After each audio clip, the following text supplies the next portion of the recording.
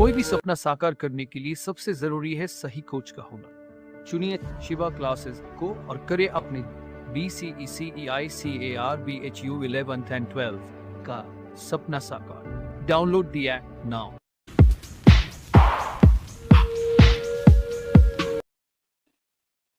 Hello, आप लोग का स्वागत है शिवा क्लासेस में। आज जो हम बात करेंगे बहुत ही इंपॉर्टेंट टॉपिक है जो कॉम्पिटिटिव एग्जाम में और आपकी जो कंसेप्ट है उसको क्लियर करेगी।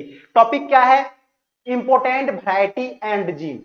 क्या टॉपिक है? Important variety and gene. जो हमारे जो इंपॉर्टेंट क्रॉप हैं, सीरियल्स की बात करें, इंपॉर्टेंट जो सीरियल्स है जैसे राइस है, मेज है और क्या आपके राइस हैं, जो इंपॉर्टेंट सीरियल्स हैं, इसमें कौन कौन सी जीन रिस्पॉन्सिबल हैं, कौन कौन सी इसके वैरायटी जो है उस जीन के रिस्पॉन्सिबल है, ताकि हमें प्रोडक्शन जो है वो हाई मिल सके। प्रोडक्शन जो है वो हमें हाई मिल सके। तो हम शुरू से बात करते हैं जो इंपॉर्टेंट वैरायटी है और कौन कौन से जीन है। वीडियो को लास्ट तक देखना। जो नए हैं चैनल पे, उस चैनल को सब्सक्राइब कर लेना। बहुत ही इंपॉर्टेंट टॉपिक है, कॉम्पिटिटिव एग्जाम में आपको बार बार क्वेश्चन इसे देखने को मिलते हैं। चलो सबसे पहले हम बात करते हैं किसकी? राइस से बात करते हैं। किससे? राइस से बात करते हैं। तो राइस के लिए जो जीन रिस्पॉन्सिबल है, राइस के लिए जो जीन रिस्पॉन्सिबल है उस जीन का नाम है डीजी वो जीन। कौन सी जीन? डीजी वो जीन। डीजी वो जीन। आप लोग इससे पूरी अच्छी तरह से परिचित होंगे। डीजी वो जीन, ये जीन आपको जेपोनिका राइस से ली गई है। किससे? जेपोनिका राइस से आइसोलेट की गई है। किससे आइसोलेट की गई है? जेपोनिका राइस से। किससे आइसोलेट की गई है? जेपोनिका राइस से। जेपोनिका राइस से। जेपोनिका राइस से ये जीन जो है वो आइसोलेट की गई है। कहां आइसोलेट की गई है? जेपोनिका मतलब जापान। कहां से? जापान से। कहां से? जापान से।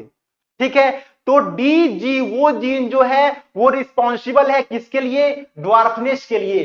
प्रोडक्शन हाई किस प्रकार से होगी? जब हमारी क्रॉप ड्वार्फ हो। जब हमारी क्रॉप क्या? ड्वार्फ हो, तो हमारी प्रोडक्शन जो है वो इंक्रीज हो जाएगी। तो राइस के लिए कौन सी जीन रिस्पॉन्सिबल है? डीजी वो जीन। कहां से है? जापान से। जापान जब इतना आगे बढ़ गया तो आपकी यूएसए पीछा थोड़ी छोड़ेगा। यूएसए आपको पीछे थोड़ी छोड़ेगा। तो यूएसए ने भी आपको जो फिलीपींस में है टीएन फर्स्ट, क्या? टीएन फर्स्ट आपको जीन निकाले। टीएन फर्स्ट आपको वैरायटी निकाले। टीएन फर्स्ट आपको क्या? वैरायटी निकाले। Taichung native first. क्या है टीएन का full form? Taichung native first. क्या है? Taichung native first. Taichung native first जो है वो दो जीन से मिलकर बनी है। वो जेपोनिका राइस से, मतलब डीजी वो जीन से, डीजी वो जीन से, और इसका जो क्रॉस कराया गया था वो कराया गया था आपको साई यंग चंग जीन से। किससे? साई यंग चंग जीन से। किससे कराया गई? साई यंग चंग जीन से। तो एग्जाम में, कॉम्पिटिटिव एग्जाम में आपको बार बार पूछे जाते हैं साई यंग चंग जीन। साई यंग चंग जीन से क्रॉस करा के टीएन फर्स्ट आपकी वैरायटी बनी है। Taichung native first. कौन सी? टेंचंग नेटिव फर्स्ट आपको वैरायटी बनी है। फिर इसके बाद जब ये क्रॉस होने लगी, इसकी भी यील्ड हाई होने लगी, उसके बाद जो फिलीपींस में जो आपकी इंटरनेशनल राइस रिसर्च इंस्टीट्यूट है, IRRI जो है फिलीपींस में इंस्टीट्यूट है, ये अपना वैरायटी निकाला। क्या? IR8। कौन सी वैरायटी निकाली? IR8। IR8 जो वैरायटी है वो आपकी कहां? फिलीपींस में निकाली गई। और यही आपको टीएन फर्स्ट और IR8 जो वैरायटी है वो आपको इंडिया लाया गया। वो आपको इंडिया लाया गया। वो आपको इंडिया लाया गया। और इंडिया में आपको नई वैरायटी बनाई गई। उस वैरायटी का नाम क्या है? जया। उस वैरायटी का क्या नाम है? जया। उस वैरायटी का क्या नाम है? जया। जया किससे बना है? जया जो बना है किससे बना है? TN फर्स्ट से। टैंगचंग नेटिव फर्स्ट को क्रॉस कराया गया किसी लोकल वैरायटी से, किसी लोकल वैरायटी से, T141 से। किससे? T141 से क्रॉस कराया गया।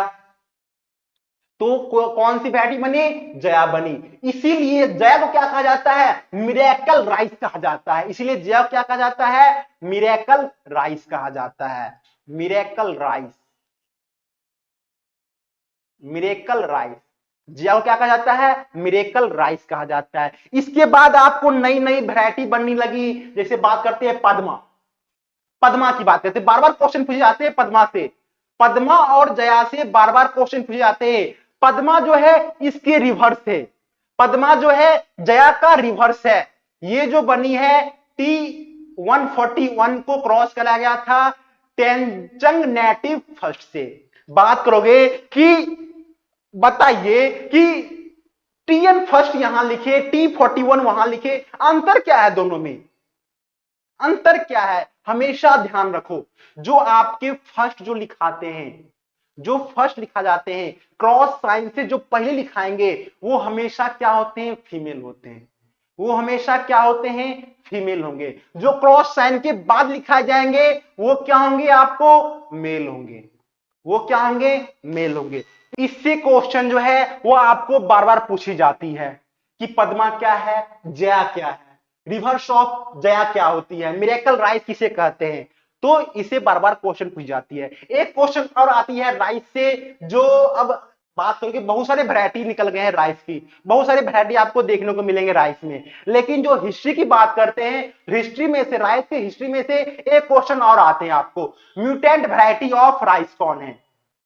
म्यूटेंट वैरायटी, म्यूटेंट वैरायटी कौन है? तो म्यूटेंट वैरायटी जो है वो आपको जगन्नाथ है। कौन से है? जगन्नाथ है। इसको भी आपको याद रखनी है, बहुत सारे एग्जाम में आपको ये क्वेश्चन पूछे जाते हैं। म्यूटेंट वैरायटी ऑफ राइस कौन से? जगन्नाथ वैरायटी जो है वो म्यूटेंट वैरायटी है। इससे क्वेश्चन आपको बार बार देखने को मिलेंगे। तो राइस की इतनी वैरायटी और जीन से आपको क्वेश्चन आते हैं। मैच दी कॉलम क्वेश्चन आएंगे आपको इससे, तो आपको मैच दी कॉलम बना लेनी है। नेक्स्ट बात करते हैं हम लोग व्हीट की बात करते हैं। किसकी बात करते हैं? गेहूं की बात करते हैं। गेहूं की बात करते हैं तो गेहूं के लिए, गेहूं के ड्वार्फनेस के लिए, सेमी ड्वार्फनेस के लिए जो जीन रिस्पॉन्सिबल है उस जीन का नाम क्या है? नॉरिन नाम है। कौन सा? नॉरिन। नाम अच्छा है, नॉरिन। कौन सा? नॉरिन जीन, नॉरिन। ठीक है, ये नॉरिन भी आपको जो है वो जापान से आए हैं। नॉरिन भी जो है वो कहां से? जापान से आए हैं। नॉरिन जो है वो कहां से आए हैं? जापान से आए हैं। ठीक है, नॉरिन का मतलब ही होता है रिड्यूस हाइट। नॉरिन का मतलब क्या होता है? Reduce height. तो नॉरिन का मतलब क्या होता है? Reduce height. RHT क्या लिख सकते हैं हम लोग? RHT, reduce height. ठीक है, नॉरिन से जो आपकी वैरायटी बनी है उस वैरायटी का क्या नाम है? नॉरिन 10। नॉरिन 10। आप लोग यहां कंफ्यूजन हो जाओगे अगर आपसे क्वेश्चन पूछ दिया जाए निम्नलिखित में से कौन सा जीन रिस्पॉन्सिबल है ड्वार्फनेस के लिए इन व्हीट, गेहूं में। आपके ऑप्शन दे दे नॉरिन, नॉरिन 10 दे दे। तो नॉरिन जीन रिस्पॉन्सिबल है। नॉरिन 10 जो है वो क्या है? वैरायटी है। नॉरिन 10 क्या है? वैरायटी है। ये याद रखनी आपको है। नॉरिन 10 क्या है? वैरायटी है। लेकिन जीन कौन सा है? नॉरिन जीन है। जीन कौन सा है? नॉरिन जीन है। इसको याद रखनी है आपको। ठीक है, एक और जीन जो आए थे आपको, जो आपको ग्रेन्स करके, ठीक है, गेंस करके एक जीन आए थे। ठीक है, ये तो जापान है, यूएसए भी कहीं कम नहीं है ना, यूएसए भी अपना कुछ कुछ करते रहते हैं। तो गेन करके एक जीन आई थी, गेन्स करके। ठीक है, ये यूएसए के थे, यूएसए ने एक जीन निकाली थी गेन। ये उतनी सफल नहीं हुई, लेकिन नॉरिन जो जीन थी वो बहुत ज्यादा सफल हो गई। ठीक है, उसके बाद इस जीन को इंडिया लाया गया। बहुत सारे, लगभग बहुत सारे वैरायटी को इंडिया लाया गया। लगभग 5 वैरायटी को इंडिया लाया गया। 5 वैरायटी में से मात्र 2 वैरायटी जो है इंडिया में अच्छे रूप से ग्रो किए गए। ट्रायल लगाई गई 5 वैरायटी की। पांचों वैरायटी में से 2 वैरायटी जो है वो इंडिया में अच्छे रूप से ग्रो की गई। वैरायटी क्या नाम है? लर्मा रोजा 64A, लर्मा रोजा 64A, और एक और वैरायटी जो है सोनरा 64। 2 वैरायटी जो है वो अच्छे से ग्रो किए गए। 5 इंपोर्ट किए गए वैरायटी, भारत में 5 वैरायटी इंपोर्ट किए गए, ट्रायल लगाए गए, लेकिन उस ट्रायल में से मात्र 2 वैरायटी जो है वो उनका सक्सेसफुल रेट जो है, सक्सेस रेट जो है वो अच्छा था। कौन सा? लर्मा रोजा 64A और सोनरा 64। ठीक है, उसके बाद इस वैरायटी से और बहुत सारे वैरायटी बनने लगे, जैसे कल्याण सोना, कल्याण सोना, सोनालिका, जो बहुत इंपॉर्टेंट वैरायटी है, उस वैरायटी का नाम लिख दिए, कल्याण सोना, सोनालिका। तो ये वैरायटी जो है इंडिया में डेवलप किए गए। लर्मा रोजा और सोनरा 64 से कल्याण सोना और सोनालिका जो वैरायटी है ये इंडिया में डेवलप किए गए। डेवलप इन इंडिया, इंडिया में आपको डेवलप किए गए। लेकिन लर्मा रोजा 64A एंड सोनरा जो 64 है वो इंडिया में डेवलप नहीं की गई थी। ठीक है, आगे बात करते हैं, हम लोग मेज की बात करते हैं, नेक्स्ट सीरियल की बात करते हैं, किसकी? मेज की बात करते हैं। मेज की, मेज के लिए जो जीन रिस्पॉन्सिबल है, हाई यील्डिंग के लिए रिस्पॉन्सिबल है, उस जीन का नाम क्या है? OPEC2। कौन सी जीन है? OPEC2 जीन है, OPEC2 जीन। OPEC2 जीन जो है वो आपकी ड्वार्फनेस के लिए, मेज में हाई यील्डिंग के लिए रिस्पॉन्सिबल है। ठीक है, मेज को हम लोग क्यों उगाते हैं? मेज को उगाते हैं क्योंकि इसमें प्रोटीन की सोर्स जो है वो सबसे अत्यधिक है, प्रोटीन की सोर्स जो है वो सबसे अत्यधिक है। OPEC2 में आपकी रिच इन लाइसिन है, लाइसिन एंड ट्रेप्टोफेन, ट्रेप्टोफेन, लाइसिन और ट्रेप्टोफेन जो है वो OPEC2 जीन में बहुत ही ज्यादा है। ठीक है, इसलिए OPEC2 जीन जो है मेज के लिए रिस्पॉन्सिबल है। एक और जीन आई थी फ्लोरी2 करके, ठीक है, फ्लोरी2 करके एक और जीन आई थी, लेकिन ये जीन अनसक्सेसफुल रही। ये जीन जो है वो क्या? अनसक्सेसफुल रही, इसलिए फ्लोरी2 का नाम ही आप लोग नहीं जानते होंगे, प्रोटीन क्या होती है, फ्लोरी2 क्या होती है। OPEC2 का आप लोग नाम जानते हैं, OPEC2 आप लोग मार देंगे आंसर, लेकिन फ्लोरी2 करके नाम दे दे तो आप लोग कंफ्यूजन हो जाएंगे फ्लोरी2 क्या होती है। तो फ्लोरी2 भी जो है वो मेज के लिए ही जीन है, लेकिन फ्लोरी2 उतना सक्सेसफुल नहीं हो पाई, वो अनसक्सेसफुल रह गई। ठीक है, असफलता की तरफ वो बढ़ गई, लेकिन OPEC2 है वो सफलता की तरफ बढ़ गए, इसलिए हम लोग OPEC2 का नाम याद रखते हैं। तो मेज में और क्वेश्चन आते हैं, बहुत सारे और क्वेश्चन आते हैं आपको QPM करके, बहुत सारे क्वेश्चन आएंगे आपको QPM करके, क्वालिटी प्रोटीन मेज। QPM, Q से क्वालिटी, P से प्रोटीन और M से क्या? मेज। ये क्वेश्चन आते हैं QPM से। तो QPM में बहुत सारे वैरायटी आपको बनाए गए, जैसे बात करते हैं प्रोटीनिया की, शक्ति की, रोटेन की, तो ये सभी वैरायटी आपको क्वालिटी मेज प्रोटीन में बनाए गए। ठीक है, शक्ति की बात करते हैं, शक्ति आजकल बहुत चलती है क्वालिटी मेज प्रोटीन में। तो दोनों में अंतर क्या है? अगर हम बात करते हैं इससे फिर आगे वैरायटी बनाई गई, जैसे H1 बनाई गई, H5 बनाई गई, H7 बनाई गई, H10 बनाई गई, तो इससे बहुत सारे वैरायटी आपको बनाने लगे, प्रोटीनिया से, फिर आपको शक्ति से, इससे आपको बनाने लगे। हम बात करते हैं कि नॉर्मल मेज और क्वालिटी मेज में क्या डिफरेंस है, डिफरेंस की तरफ आते हैं। तो आपको डिफरेंस ध्यान रखनी है, डिफरेंस से क्वेश्चन आपको अधिकतर पूछे चले जाते हैं, तो आपको डिफरेंस याद रखनी है। तो नॉर्मल मेज और QPM मेज में क्या डिफरेंस है? ठीक है, डिफरेंस से क्वेश्चन बार बार आते जाते हैं, तो डिफरेंस को हम लोग जान लेते हैं। तो मेनली इसमें क्या पाई जाती है? लाइसिन पाई जाती है, और क्या पाई जाती है? ट्रेप्टोफेन पाई जाती है, ट्रेप्टोफेन पाई जाती है। ठीक है, तो नॉर्मल मेज की बात करें, नॉर्मल मेज की बात करें तो नॉर्मल मेज में मात्र 0.3% ट्रेप्टोफेन पाए जाते हैं। कितने? 0.3%। इसका दुगुना इसका दोगुना आपको क्वालिटी प्रोटीन में पाई जाती है, लगभग 0.8%। कितनी? लगभग 0.8% ट्रिप्टोफैन जो है वो क्वालिटी प्रोटीन मेज में पाए जाते हैं। अगर लाइसिन की बात करें तो 2.5% आपको लाइसिन नॉर्मल मेज में पाए जाते हैं।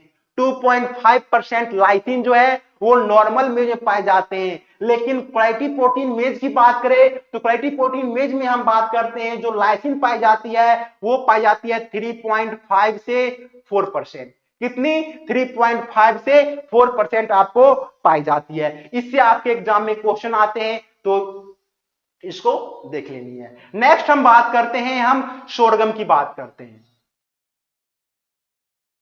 सोरगम की बात करते हैं, ज्वार की बात करते हैं। तो ज्वार के लिए जो जीन रिस्पॉन्सिबल है उस जीन का नाम है कंबाइंड कारिफ 60। क्या नाम है? कंबाइंड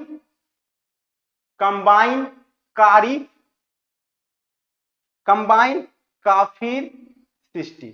कंबाइंड काफिर 60 जो जीन है वो आपकी सोरगम के लिए रिस्पॉन्सिबल है। ठीक है, कार्बाइन कार्फिन 60, इसको CK60 भी कहते हैं, CK60 भी कहते हैं इसे। ठीक है, तो ये जो जीन है आपको CMS के द्वारा बनाई गई है। ये जो जीन है आपको ये किसके द्वारा बनाई गई है? CMS के द्वारा बनाई गई है, साइटोप्लाज्मिक मेल स्टेरिलिटी के द्वारा। 3 प्रकार की स्टेरिलिटी पाई जाती है, cytoplasmic male sterility, genetic male sterility, cytoplasmic genetic male sterility. ये सभी जो है हम क्लास में डिस्कस कर चुके हैं। ठीक है, तो आपको क्लास को अच्छे से देखना है। ठीक है, तो सोरगम के लिए कौन सी जीन रिस्पॉन्सिबल है? कंबाइंड काफिर 60 जीन। ठीक है, नेक्स्ट बात करते हैं पर मिलेट के लिए। पर मिलेट के लिए जो जीन रिस्पॉन्सिबल है उस जीन का नाम है टिफ्ट 23। कौन सी? टिफ्ट 23।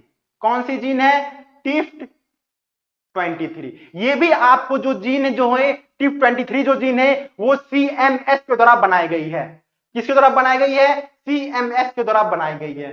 ठीक है, एक और क्वेश्चन आती है आपकी कॉटन से, एक और क्वेश्चन आपको आती है कॉटन से। कॉटन के लिए कौन सी जीन रिस्पॉन्सिबल है? तो कॉटन के लिए जो जीन रिस्पॉन्सिबल है वो जीन का नाम है गर्ग 399। गर्ग 399 और गर्ग 399 जो है वो आपकी बनाई गई है GMS के द्वारा। किसके द्वारा? GMS के द्वारा, जेनेटिक मेल स्टेरिलिटी के द्वारा बनाई गई है। ठीक है, अगर आपको ये वीडियो अच्छा लग रहा है, इंफॉर्मेटिव लग रहा है तो आप चैनल को लाइक करें, शेयर करें एंड सब्सक्राइब करें। राधे राधे।